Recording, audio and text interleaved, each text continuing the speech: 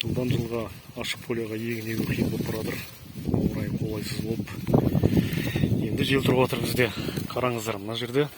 Бұл жерді ала салайықшы. Осы бір квадрат жерде бір шелек помидор жатыр. Енді теруді бастадық. Мінеке, енді осының бәрін ақтарып тастады жел. Пәлекті ашып. Қызарып жатыр. Үлкендіктерін көп дұрыс тұр ғой, енді 250 грамның шамасы бар. Енді мұнаны күн ұрып бітсе обал енді. Қараңыздаршы. Салғаныңа зорға сиятындай помидорлар жатыр. Бәрін ашып тастаған ғой жел. Астың бәрі түйін. Ақтармай қойын. Көрініп жатыр ғой астың бәрі. Шырлаған түйін ма? Тәуде. Мына аяқтың бәрі сондай. Көрдіңіздер ма?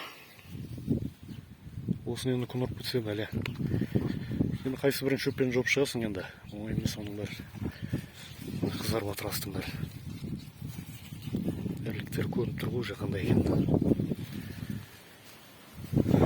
Қиын. Біресе жел тұрады, біресе күн суиды, бұршақ ұрады, жаңбыр жауады. Аяз ұрып кете салады. Жылдан жылға қиын болып баратыр. Қараңыздаршы.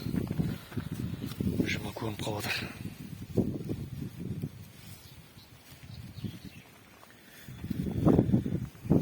Тегіл сау көшпесі қиын болды жағдай.